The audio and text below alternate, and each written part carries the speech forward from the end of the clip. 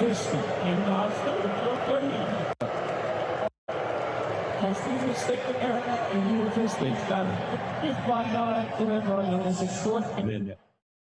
not a very good governor. Taxes. We got to pay taxes for everything. I don't feel he works for me, no, but I don't speak for everybody. Orioles fans, they're reacting after Governor Wes Moore was met with some boos at the ballpark yesterday. This morning, Republican delegate Matt Morgan is joining us live to weigh in. Delegate Morgan, thanks for joining us. How are you? Thank you. Good, doing well. Thank you. You know, as an elected official, you understand what this could mean. What message do you think that sends to the governor and his team as we head into an election year, hearing those boos among 40-some thousand fans? Well, it wasn't a partisan crowd. These are just regular people attending a baseball game. And they want safe streets, lower costs, and a government that actually work. In my opinion, that was basically a snap poll that told you that Marylanders are fed up with the policies that are coming out of Annapolis and the Moore administration. You know, in light of that, the General Assembly right now working to pass the governor's $70 billion budget proposal. Do you think those boos mean anything? Do they change anything as far as what happens there in Annapolis right now? I think they do, actually. I think I kind of like it when politicians hear from their constituents, because nothing changes their opinion faster than their phones ringing and their constituents telling them that they're upset. And people are just fed up with what's coming out of Annapolis. Yesterday out of the House, we passed almost a $71 billion budget. That's $4 billion more than last year's budget, built on the tax increases that these people are paying. And that's one thing we heard as we talked to fans at the game. The taxes is what they're concerned about. Do you think those boos speak louder than the recent polls? Because we've seen them showing the governor's approval rating, which was very, very high, beginning to slip. Do the boos speak louder than the polls? I think so, because the boos are actually working class people. They're smart. They're actually living in the reality that Annapolis has created for them.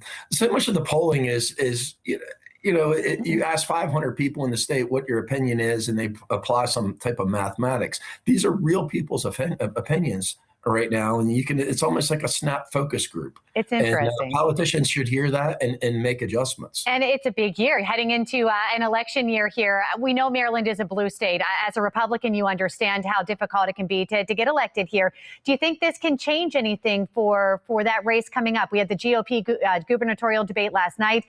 How important is that for those candidates right now in light of what's happening?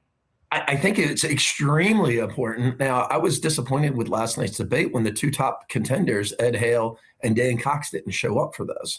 And if they had to hear some of my advice, they would take every opportunity that anytime someone wants to put a microphone in their hand and start talking about their vision, their ideas, and contrasting that with the failures of the Moore administration. I think it was a mistake for them to skip that debate last night. And I appreciate, Fox for hosting that, because I think it's important for people to know the difference between the two parties and the candidates. Even with the frustration building among voters here, is there any chance that would sway voters when it comes to changing parties?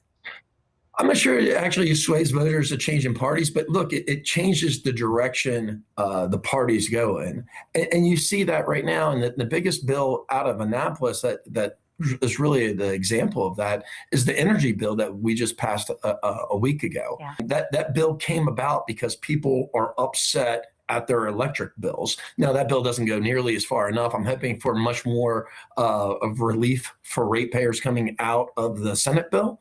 But look, that bill went in just unless people complained. Is there any progress on that now that you mentioned? Is there anything new on that?